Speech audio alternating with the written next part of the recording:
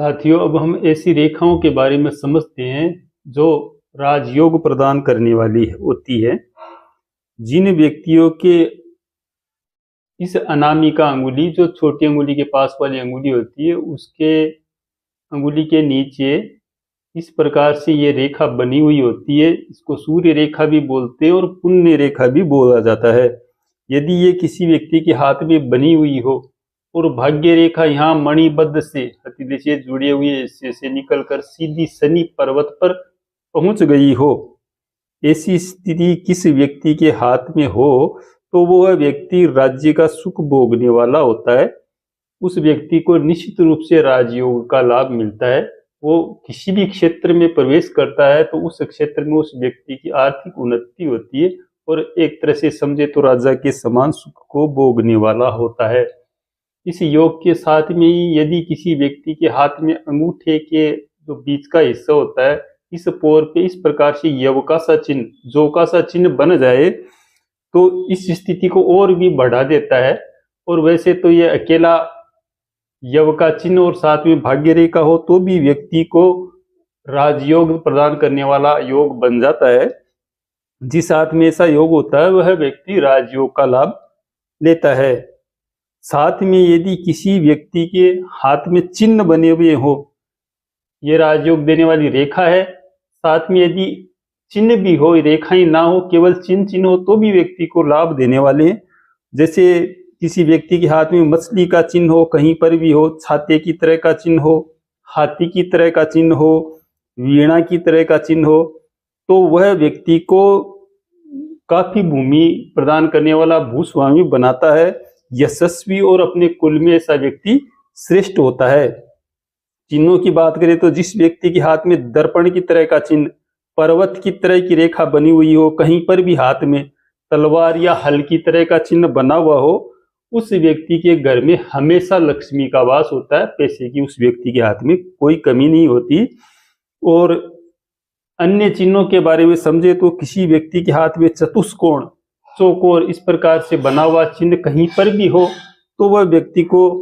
सुख प्रदान करने वाला होता है और राजयोग में सपोर्ट करने वाला होता है। इसके साथ में ही यदि कमल के फूल की तरह का चिन्ह हो, धनुष की तरह का चिन्ह हो, फूलों की माला की तरह का कोई आकृति बन गई हो, घोड़े की तरह की आकृति बन गई हो, तो इस प्रकार के योग को भी राजयोग माना गया है। अब अन्य रेखाओं के बारे में समझते हैं तो राजयोग देने वाली होती है। किसी व्यक्ति का ये जो गुरु पर्वत है, गुरु का क्षेत्र है, तर्जनी अंगुली के नीचे का, ये पर्वत उठा हुआ हो और शनि और ये जो शनि रेखा बनी हुई हो और ये बुध रेखा यहाँ पर बनी हुई हो, ये पुष्ट हो, सीधी हो, सरल हो, स्पष्ट रूप से ये रेखा बनी हुई हो, तो ऐसा व्यक्ति निश्चित रूप से राज्यपाल या गवर्नर के पद तक पहुंच जाता है। जिसका बृहस्पति पर्वत उठा हुआ हो, शनि रेखा और बुध रेखा बढ़िया बनी हुई हो। ये कोई जरूरी नहीं यहीं पे रुक जाए, यदि नीचे तक भी आ जाए तो भी यही फल होता है इन रेखाओं का। ये योग भी राजयोग प्रदान करने वाला होता है। अब अन्य रेखाओं के बारे में समझते हैं। यदि किसी व्यक्ति की ये जो शनि का क्षेत्र होता है, शनि पर्वत बोलते हैं इस क्षेत्र को, इस क्षेत्र पर यदि त्रिशूल का सा चिन्ह बना हुआ हो,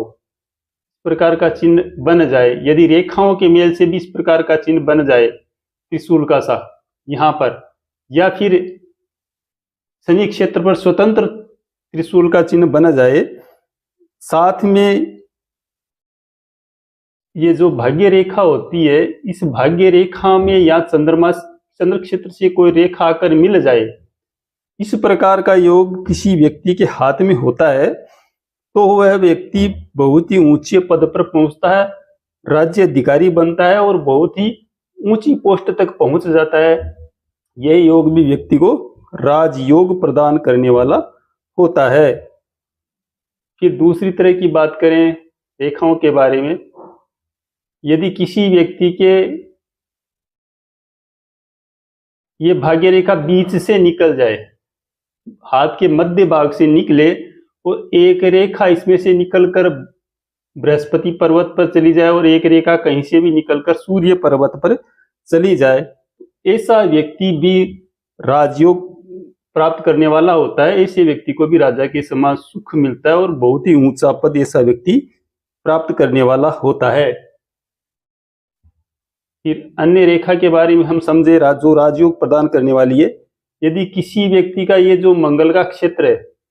इसको मंगल पर्वत बोलते हैं, ये उठा हुआ हो, दबा हुआ नहीं हो, ये उभरा हुआ हो, बाहर निकला हुआ हो, और ये जो मस्तिष्क रेखा होती है व्यक्ति के हाथ में, वह 2 भागों में बटी हुई हो आगे से, और बुध की जो अंगुली होती है वो नुकीली हो, इस प्रकार से नुकीली अंगुली हो, ये बनी हुई हो, तो ऐसा व्यक्ति निश्चित रूप से विदेशों में जाकर के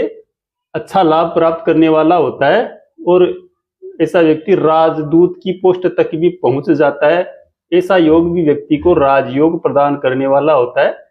ऐसा व्यक्ति सेना के क्षेत्र में, डिफेंस में, या फिर अन्य क्षेत्र में कहीं भी जाओ जहां पर नेतृत्व करने की क्षमता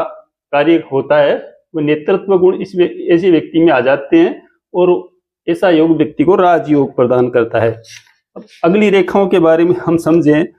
जिस व्यक्ति के बाएं हाथ में, व्यक्ति के दायां, लेफ्ट और राइट 2 हाथ होते हैं, यदि बाएं हाथ की जो तर्जनी अंगुली होती है, यह अंगुली और ये कनिष्ठिका अंगुली, इससे ज्यादा बड़ी अंगुली दाएं हाथ की हो और मोटी हो, यानी बाएं हाथ की छोटी अंगुली और